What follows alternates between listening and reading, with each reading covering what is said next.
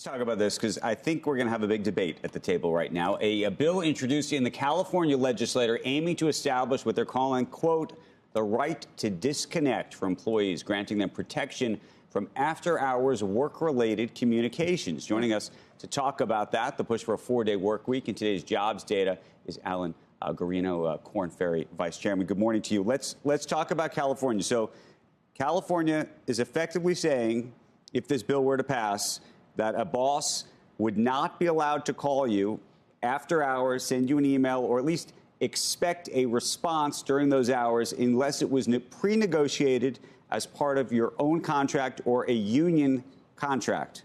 What do you think of this, Alan?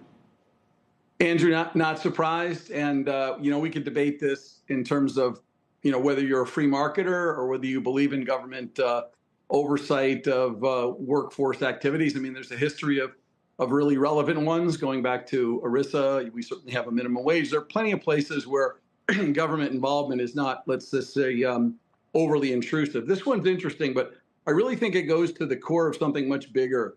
Pre-COVID, the world of work had gotten so frenetic that, quite frankly, if we didn't have COVID, I suspect within a decade, the work environment would have broken anyway. We were operating at 7,000 RPM. I was saying that work actually was life. Life is something that happened on the way to and from work. So this bill actually is just an indication of trying to grapple with this issue that work is 24/7 and that leaders may not quite know how to manage that because they actually have time requirements to deliver. And so sometimes they are basically asking their people to be on 24/7. But Alan, if we're moving, and again, let's just say we're talking about white collar workers. It's a specific subset of the workforce for the most part that we're discussing here. Unfortunately, those who are blue collar workers and emergency responders and others are not. It's not that they're not covered by this, but it's a separate issue. For those who plan to or think that they are going towards a 4-day work week or a flexible work week where you can do your work at all sorts of hours, frankly, which I think a lot of people think is actually a great benefit. It's no longer that you have to sit in the office on the weekend because that's where the phone and the computer are. You can do it because you have your phone, and frankly, you can sit online at Disney, and some people think that they can still take the call and do their work and get what's supposed to happen done. I'm not sure I mean, this law, so maybe I understand the conceit of it, sort of gets, to me, is at odds. Is the right word. But it is at odds with the future of a more flexible work environment in many ways, no? It certainly does contradict that. And let's face it, these things are really going to be driven by the individual and their boss. And there's a lot of data now post-COVID and even certainly during COVID around the productivity increases that came from being remote and being able to have a flexible work environment. Going to work at 10 a.m., getting stuff done, taking time off from 5 to 7:30, and then pounding it out really hard again at 10 o'clock at night. People loved that. It worked for them.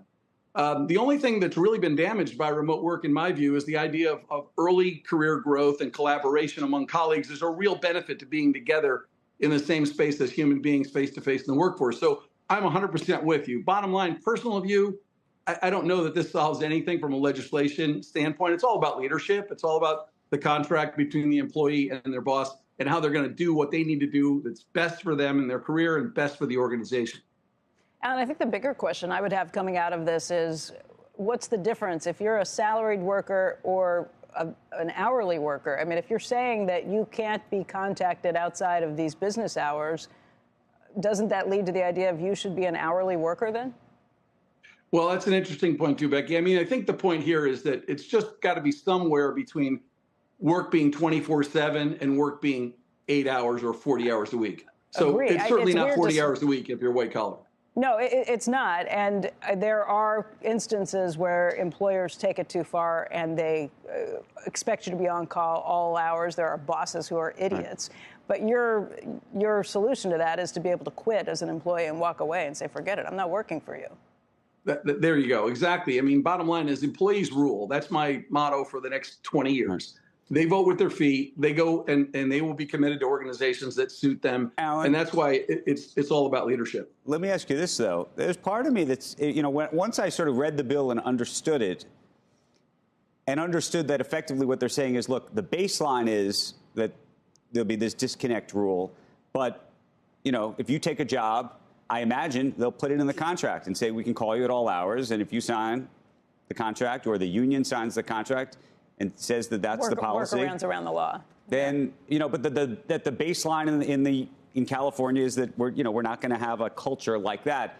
I don't love the overreach, and I don't know what it means if, for example, every state in America were to try to adopt a policy like this. But at the same time, I would imagine every company would put it in their contract, and that would be the end of it. Again, there's always a workaround, especially when, you know, it's a legislative intrusion into the free market. So you're absolutely right. It is going to boil down again to that contract, paper contract, or just right. an understanding between the employee and the employer. Look, this really goes to this whole point that soft skills are the future, and you don't need legislation if you have good leaders and you have good employees that are aligned. 95% or 85% of career success is around soft skills, self-awareness, teamwork, organizational awareness, managing up, adaptability. So laws aside, if someone doesn't exercise those key competencies, they're not going to have a great career. And if a leader can't get that out of his or her people, they're not going to be a highly productive leader. Because 85% of career success is soft skills. I want to talk jobs number just for 1 second. But before that, I want to talk AI for just half a second. You talked about soft skills. I spent, unfortunately, yesterday probably something like 3 or 4 hours probably in a soft skills on the computer, basically just ping-ponging email with people to schedule things, to reschedule things and move other things, to set up another meeting, like basic stuff, to be honest with you. And you could argue an assistant could have done it or something like that. But where I was going to go with this is I imagine I will have a bot that will be doing a lot of this very, very soon. I hope, I pray that that's the case. But at the same time, I wonder what it will mean when we have a jobs number on a Friday in the future. Well, yeah, so higher order work is going to be where the job creation will be. The lower order work that you just described, there's software out there right now that kind of does what you talked about. I wouldn't call it a bot, but it's software that will help with the calendaring stuff. So but it wasn't just calendaring. It was sending nice notes to certain people. It was moving something around. It was, it's what, by the way, managers often do. And I wonder how, whether bots will be managing other people, or it'll be the bots managing the other bots.